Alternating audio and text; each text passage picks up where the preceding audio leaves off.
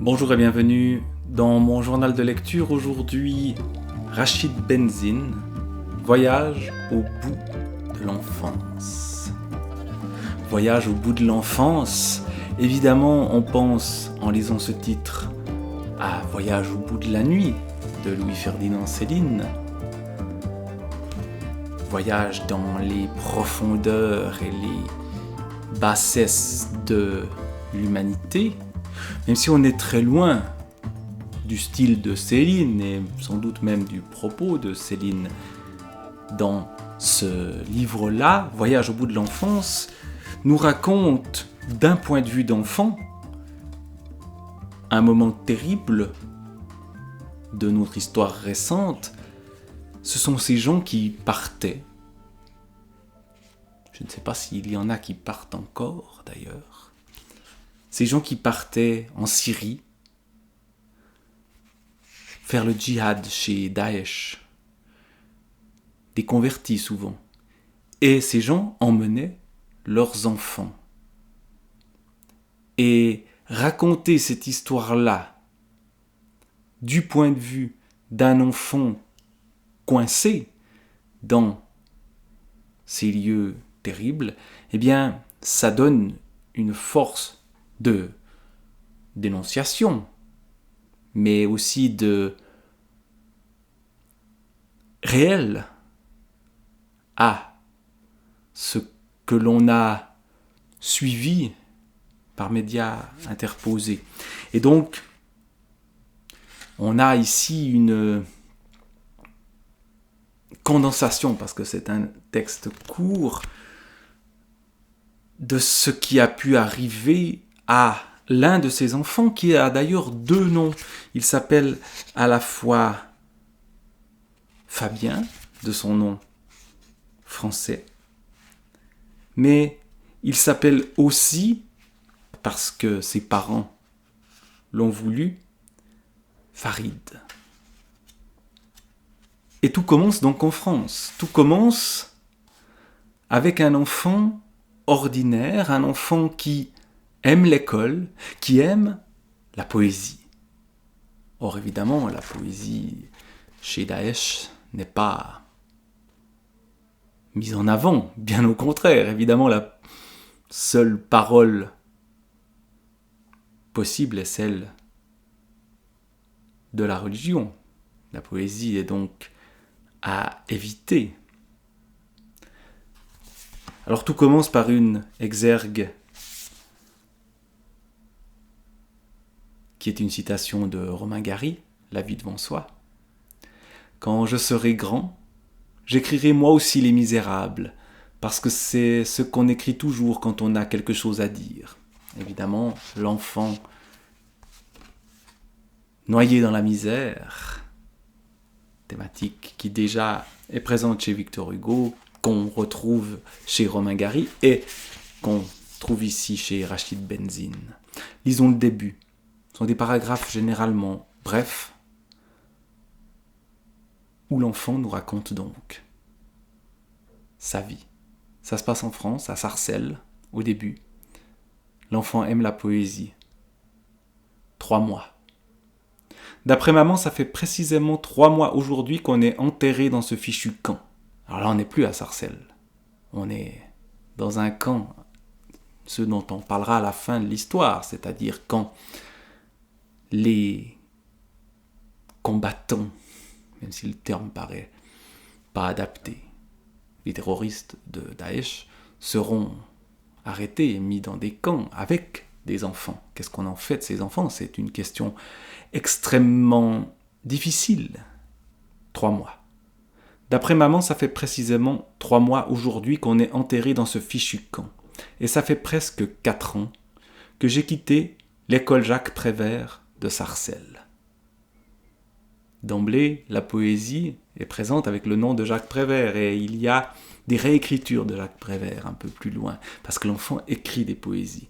Moi, ce que j'aime, écrit-il ici, c'est la poésie. Mon maître de CE2, Monsieur Tanier, il m'encourageait toujours, il me disait « Fabien, tu seras un grand poète, tu as tout pour réussir, tes résultats scolaires sont excellents, et tu as un imaginaire si créatif. Je ne sais pas si c'est vrai, mais en tout cas, monsieur Tanier, il y croyait dur comme fer. Et je me souviens très bien du jour où il m'a demandé de bien réviser les poésies que j'ai écrites pour les dire le lendemain à toute la classe. Mon jour de gloire, en somme. Mais ce jour de gloire n'est jamais venu, parce que le lendemain matin, au moment d'aller à l'école, papa a dit « Aujourd'hui, tu ne vas pas en classe, on part en voyage. » Et ce voyage, c'était donc la Syrie, c'était donc l'engagement du père et de la mère dans le djihad, aux côtés de Daesh. Évidemment, la poésie s'éloigne et on nous décrit alors ce qui s'y passe, vu par un enfant qui n'y comprend rien. Il va quitter donc cette école Jacques Prévert de Sarcelles pour entrer dans d'autres écoles. L'école des lionceaux. Les lionceaux du califat. Où l'on fait aussi de la poésie.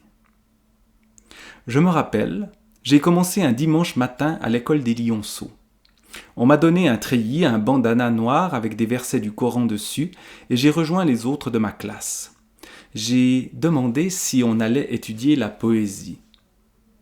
Le professeur m'a dit oui. Et c'était vrai. On a écrit des poèmes pour dire que le calife était le meilleur, le plus fort, et que l'État islamique allait régner sur terre. Je ne savais pas qu'on pouvait écrire autant de conneries avec de la poésie. Là, je suis vraiment en colère. Parce qu'à Raqqa, on a pu me faire avaler pas mal de choses. Mais utiliser la poésie pour la gloire d'un calife, alors ça passe pas. Même si toute l'école a rigolé et s'est moquée de moi quand j'ai commencé à écrire en classe des poèmes où les choses étaient belles, joyeuses et libres. Où les gens faisaient de la musique, du dessin et de la danse. Même si ça m'a valu des coups de bâton sur les doigts par le professeur, à ne plus pouvoir écrire pendant des jours. Ça, j'ai jamais lâché. La poésie, c'est trop important pour la laisser au professeur. Sauf à monsieur Tanier. Il aurait fait une drôle de tête d'ailleurs, monsieur Tanier, s'il m'avait vu habillé comme un pantin militaire en train d'écrire des vers à la gloire du calife Bagdadi. Donc nous voilà dans une autre école où la poésie, comme dans tous les milieux totalitaires, sert à glorifier le chef. Et évidemment, on ne fait pas que de la poésie dans ces écoles-là. On parle de religion. Et on apprend à bientôt se battre. Ce sont des écoles de garçons, bref, un lieu terrible. Et puis, pendant que, à Raqqa,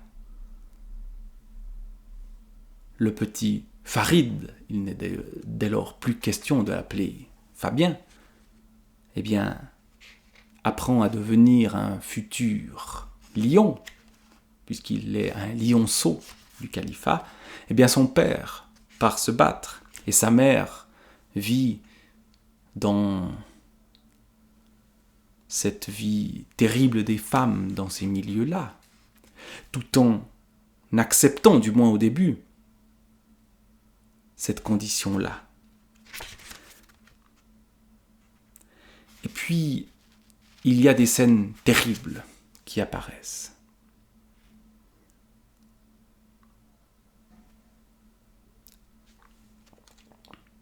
Et puis l'émir nous a alignés devant les hommes agenouillés, des prisonniers. Je me suis retrouvé devant l'adolescent. Donc il y avait un adolescent, un Américain nommé Bobby, parmi ces personnes arrêtées par Daesh et qui sont donc agenouillés. Il continuait de me regarder dans les yeux comme s'il voulait me dire quelque chose. Après, je ne me souviens pas bien ce qui s'est passé. C'est comme si j'étais un robot. Je n'avais plus de sensations, plus de sentiments, je respirais à peine. Comme si mon propre souffle m'effrayait.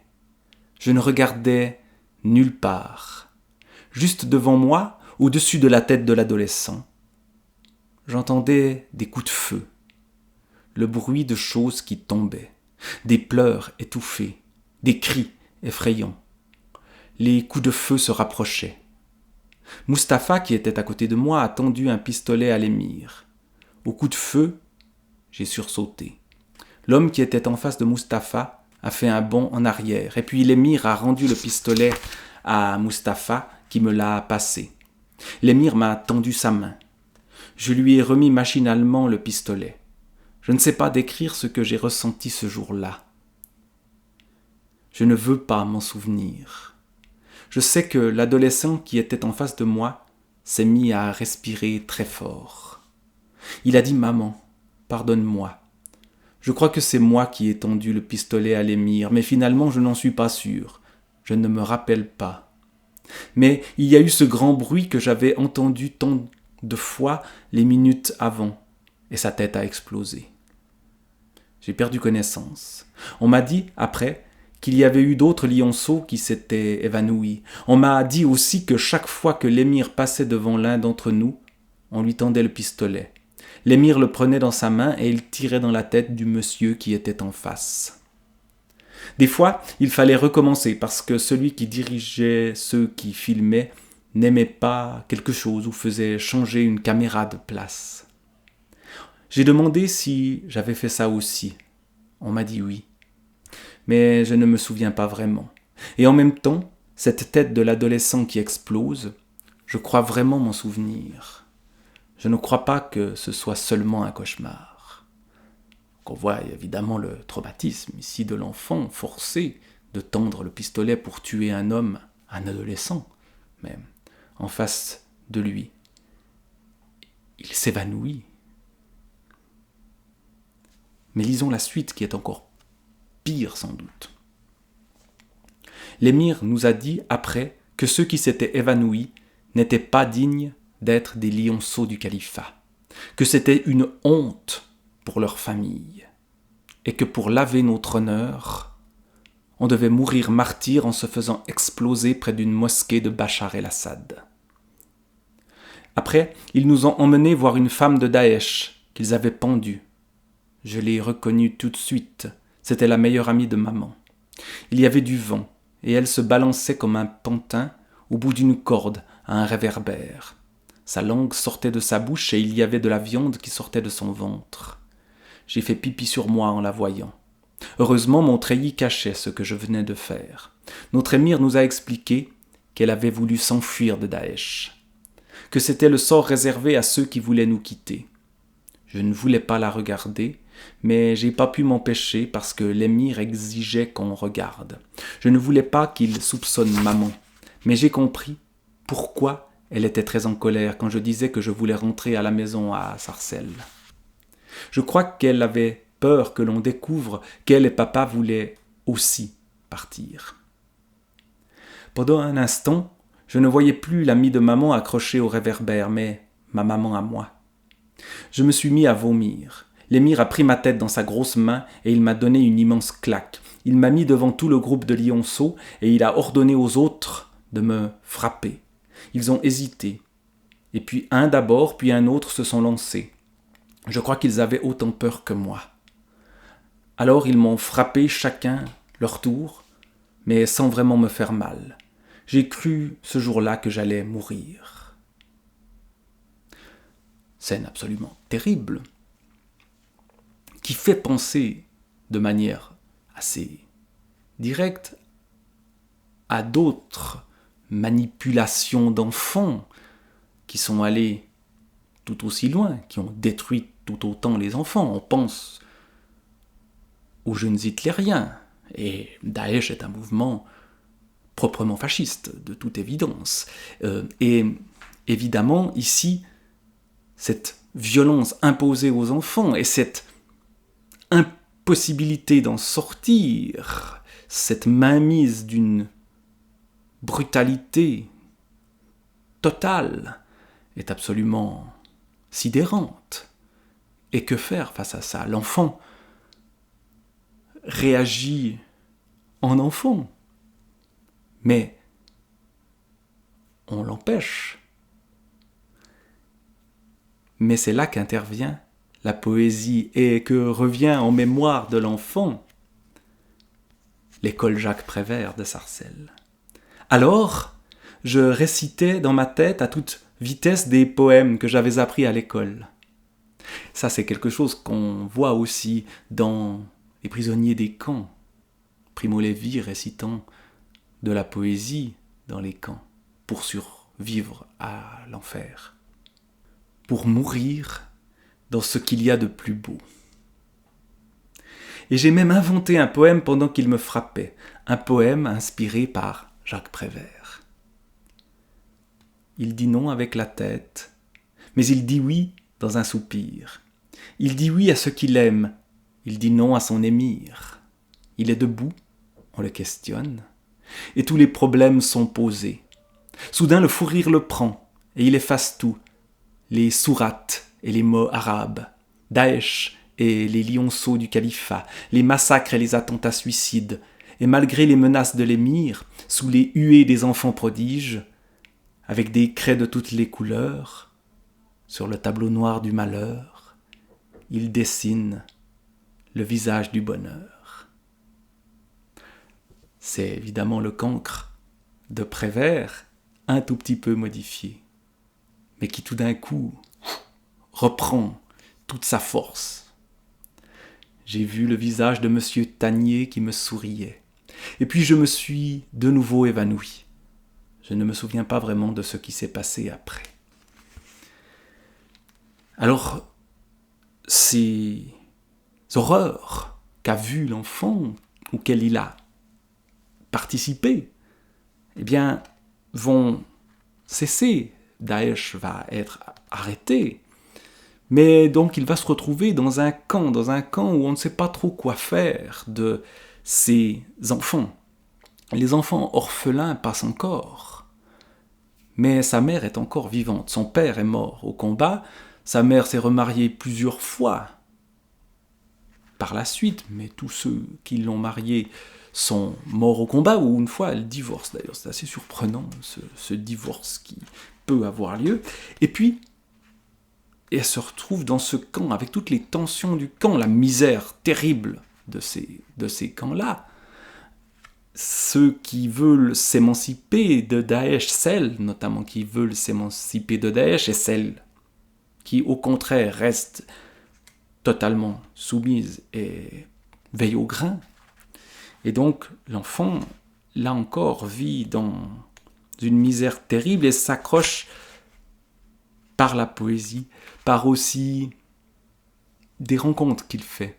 Il y a un autre enfant qui est d'après lui un futur grand footballeur et qui d'ailleurs va perdre ses 2 jambes. Et puis il y a toujours la poésie. Il y a la réécriture d'un autre poème de Prévert, Barbara, où il change presque rien. Et ne m'en veux pas si je te tutoie. Je dis tu à tous ceux que j'aime, même si je ne les ai vus qu'une seule fois. Je dis tu à tous ceux qui s'aiment, même si je ne les connais pas. Il pleut sans cesse sur Sarcelles. Ce n'est plus Brest, c'est Sarcelles, même si il n'y est plus. Comment cela se termine-t-il dans cet enfer pour cet enfant?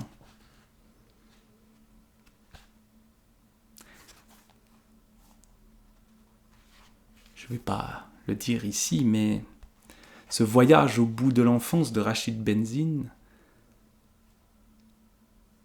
est de ces livres qui